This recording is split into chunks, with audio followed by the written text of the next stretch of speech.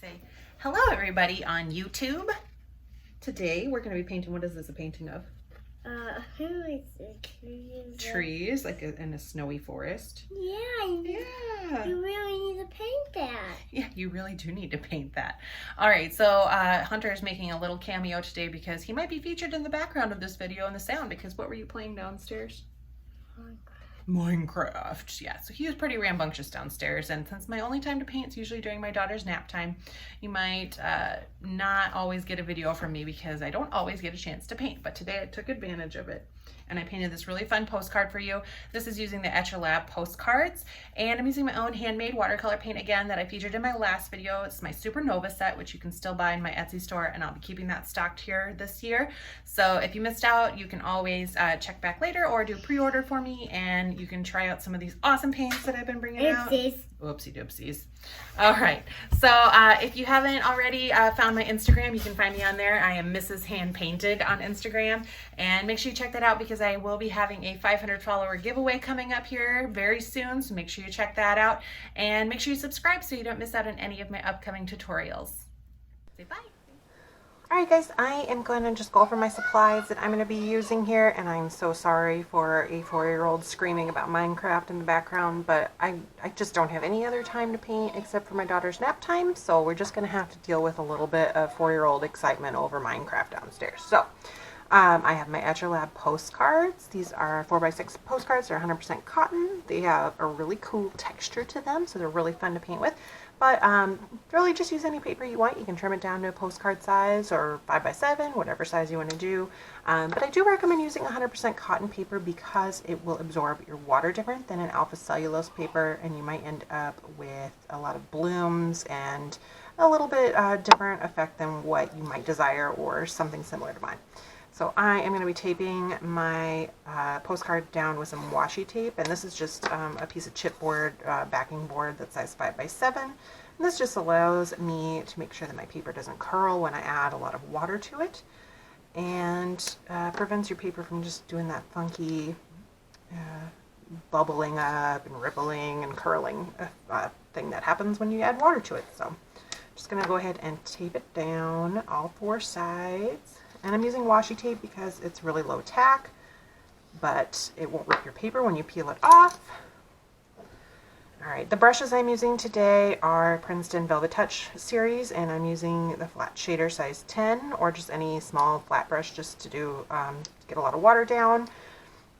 And then I have a Princeton Velvetouch round 4 and a Princeton Velvetouch 1/4 inch Dagger Striper. The paints I am using today are my own handmade watercolor paints that are available in my Etsy shop, and this is my newest set that I just came out with here in December 2020, and it's called Supernova, and it's a collection of 3 purples and 3 blues. 4 of them are single pigments and 2 are mixes that I made myself, including the Midnight and Celestial Violet. So those are exclusive to me. The others are just single pigments that I just really love the colors, and they're fun for doing these little winter paintings with. So I have done previously a galaxy painting with this set, so this is just another fun thing that you can paint in this color palette. My ceramic palettes that I have here on my desk are some custom-made palettes by a ceramic artist out of New Mexico. Her name is Lisa Alden, and you can find her on Etsy as well, and I will link her shop. These are her ceramic palettes. She has some really fun designs, and I really love ceramic palettes for doing my paint because it doesn't bead up like a plastic palette, and they're really easy to clean off, and they're just really nice all-around palettes. One of the other things I might use just for the top is this Dr. B.H. Martin's Bleed Proof White. So that's something I'm going to have off to the side, and I'm going to have my water jars as well, which I realized I didn't clean out before starting my video. So give me just a second. Okay, I've got 2 jars of water here, one for cleaning my brush out, one for getting clean water to put in my paints. Oh dear, that 4-year-old of mine.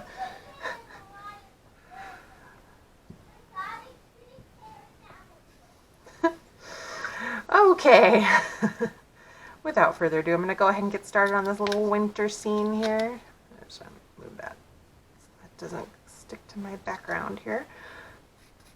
Okay. Alright, I'm going to go ahead and just lay a wash of clean water down on this entire page. I'm just using a small flat brush, but whatever large round brush or flat brush you want to use, just to get an even layer of water down on your paper to start with.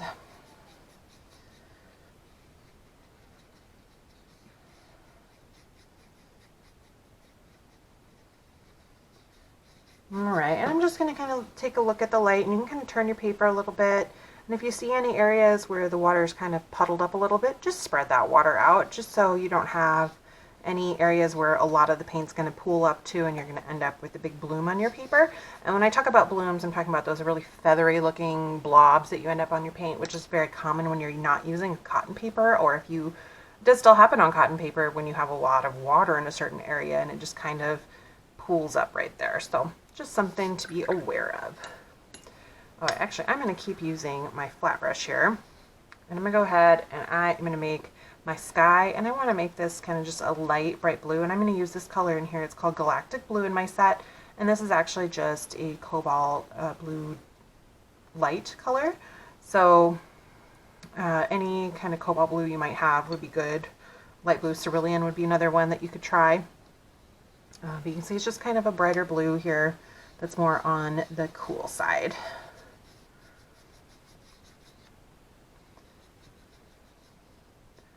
Alright, so I'm going to just kind of get some more water on my brush and just kind of let that fade down and blend it down until it goes into nothing.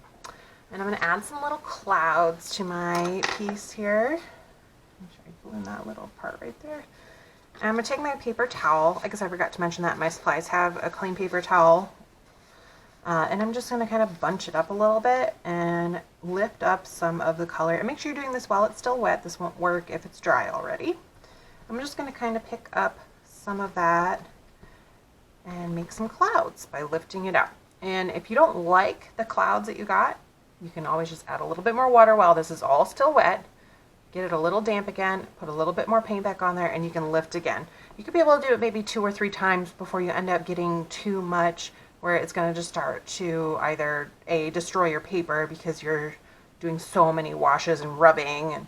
And so just try to do your best to do it on the first or second time, and if not, you can just scrap it and get another sheet of paper. They're relatively small and just a little practice thing, so you won't waste too much of it. But it's just good practice, and you can kind of try different ways of bunching up your paper towel to get different shapes. You could also use the corner of a sponge that's damp but not wet, because if you're using a dry sponge, it won't really pick anything up. But you could also try like these sea sponges here, and then dip them in your water, squeeze out the extra as much as you can, and you can even dab it on your paper towel, and then you can dab that down on your paper to pick up extra pigment that's on the paper. Okay, so this is still a little damp, which is good, because I kind of want to get like the snowy look here. So I'm going to keep using this flat brush here, and I want to add in like a shadowy area of where my trees are going to be. So I'm going to go into this midnight color, which is my version of an indigo, and it's actually using the same 2 pigments that Daniel Smith makes their indigo with. So I tried to copy that and get really, really similar to that. I don't know if I'm using the exact proportions, but I'm really happy with what I came up with. So I'm going to just kind of make some little shadowy areas of where I'm going to have my trees. So I'm going to have maybe a little bunch that comes off this way, and then I'll have a little bunch over here. I'm just making some kind of strokes back and forth. And then go ahead and clean my brush out, and I just totally slopped water everywhere. Okay. And I usually use a big bucket, and I haven't been using that lately because we have a kitten that keeps coming up on my desk. So I've been using these jars and putting cups over top of them when I walk away so that he doesn't come over and try to drink my paint water. So I'm switching over my round floor. I'm just going to use this with a little bit of water. I'm just going to smooth out those lines a little bit and just blend it.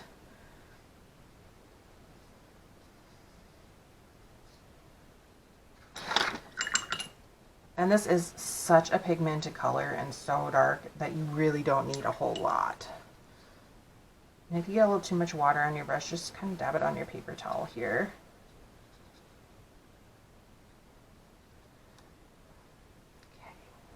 Okay. I might actually just take my round brush here. I'm going to add a little bit more down here maybe. Just a few little strokes here and there. kind of blend that in.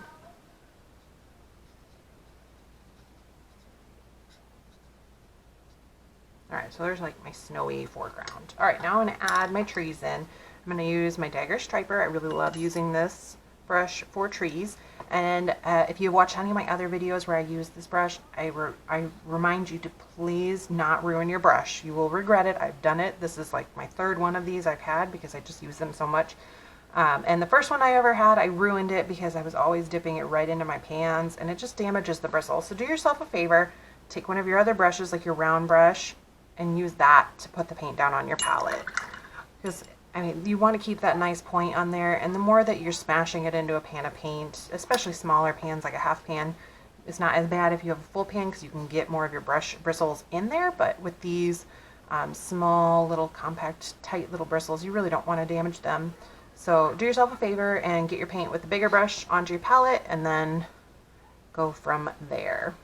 All right, so I'm going to keep using this Midnight color. And even if this is still damp, that's okay. It's starting to get dry. I will note with these Etchr postcards, the paper that they use, of course, I don't know how they manufacture it or how it compares to others, but I do notice that it does take a little bit longer to dry than some of the other papers I have used. And I'm not sure the reason for that, but it's just something that I have noted, that it does stay damp longer, which is really nice when you're trying to blend things or do wet and wet techniques, that it doesn't dry out very fast. I kind of want this to be wet because I want the bottom of my trees to just kind of bleed out and fade away into this little shadowy area. So I'm going to flip my brush to the side so that this long side is toward me. I'm just going to kind of dab with the brush to make my tree branches. And the reason I really love this brush for doing this is you just get such a different texture than if you were using a round brush, especially this mini Dagger Striper, because you can really get some fine little branches. And I'm just really just dabbing this so that I get different texture. And you can go different directions through branches. Some can point up, down, straight out. And I'm just going to let that kind of fade into my shadowy area here. Okay, I'm going to go ahead and do one on this side. You have this one just kind of coming off the edge.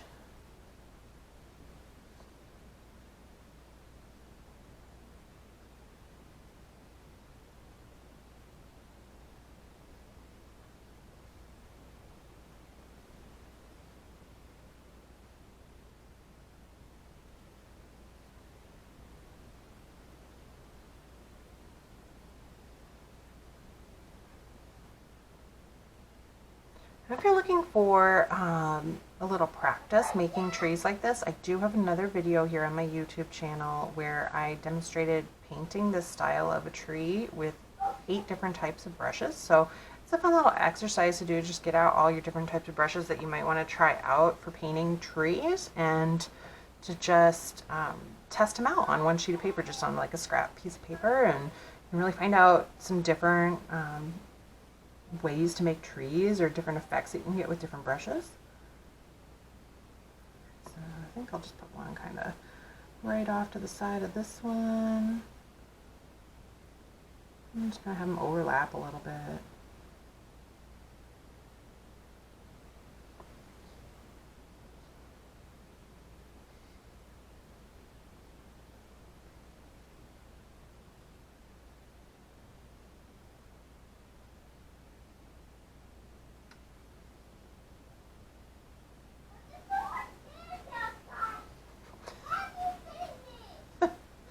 I'm not sure how much of the sound you're picking up, but my son is hilarious downstairs.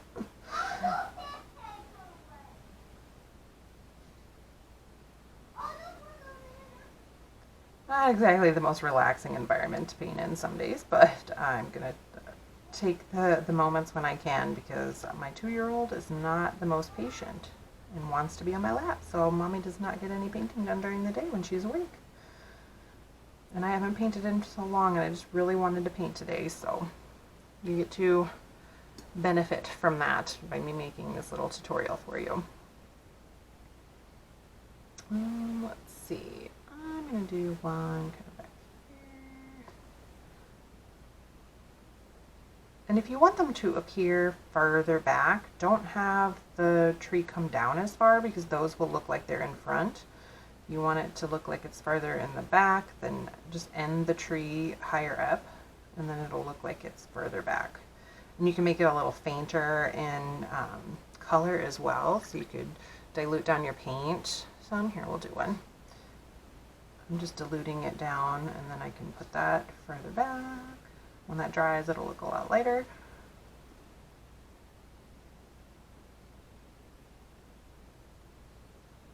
And then I can put some darker ones in front of it to come down further.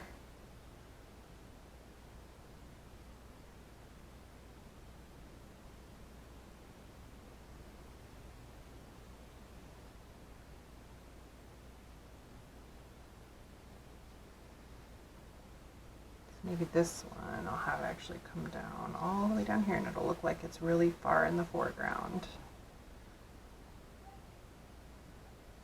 And as you get down bigger, if you're making ones that are a little closer, you can make your branches a little bigger too.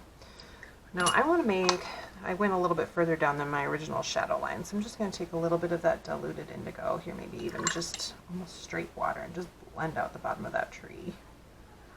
Okay, make that look like the shadows of the snow around it.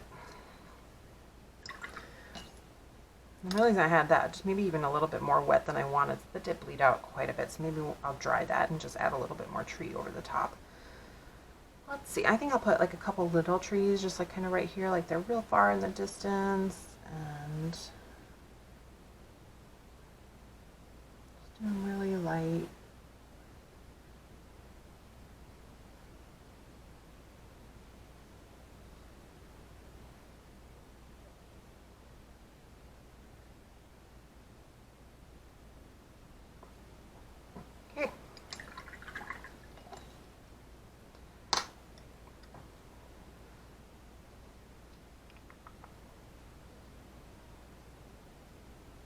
Yeah, I think I'm going to go back. I'm going to dry this. I'm going to go back over this. I was okay with the bottom of it being a little bit bled out like that, but I'm just not digging how fuzzy that all got. So I'm just going to dry this and I'm going to go over that and get a little more detail. Oops.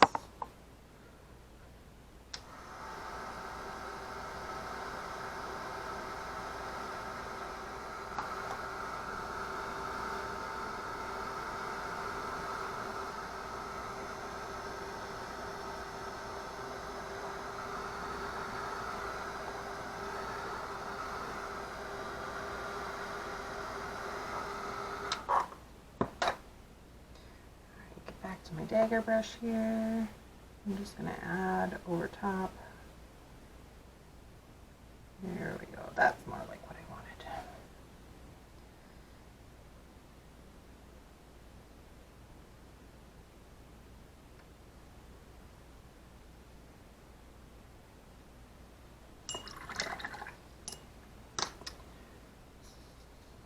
Alright guys, there you go. There's just something else you can make. I'm just using 2 colors from that set, but you could really make the sky if you wanted to go ahead and incorporate the last tutorial that had more of that galaxy night sky, like northern lights. This would also be a really nice set to use that. You can make the sky background a little bit something else and then do this, but by leaving this white area like this and by just doing that little bit of the midnight color over the top, that really gives you the shadows of a night. And oh, you know what? I was going to do some bleed-proof white here. We could add some snowflakes falling down in our sky. I think that would be a really nice addition. So I'm actually going to go ahead and get that out. And I don't really like to use my really nice brushes to dig in here with this because, oh, you know what? I still had some on my palette here. I'm actually just going to re-wet that. I don't need to get out new. I had stuck some on my palette from that last painting. We're doing the stars, so I mean, bleed-proof white can be stars. It can also be snowflakes. So I've got just an old Winsor & Newton Cotman brush size 6 round, and I'm just going to add my snowflakes. And if you wanted to add a little bit more snow on some of your trees, you could do that too. You just do like little dabs here, and you do it on like the top areas of the branches. And the ones that are farther away, you wouldn't really see the snow on, but you could add a little bit here and there on these that are up close. go. I'm just really just dabbing along the top edge of my branches. All right, I'm gonna give everything a really good dry, and then I'll peel my tape off and show you the end result here.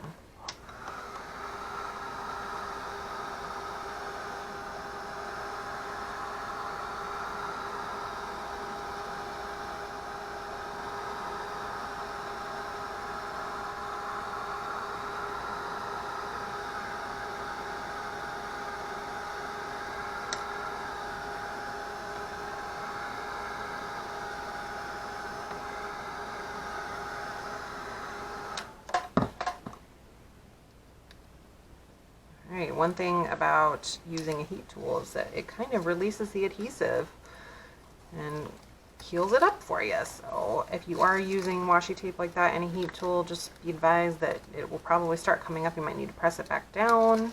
Maybe just wait till the end to use it like I did. Alright, oh, that turned out so cute. And the nice sharp lines I've got on the edges like that, I love it. Alright, we'll set some little cute trees next to there and make a nice little picture from my Instagram.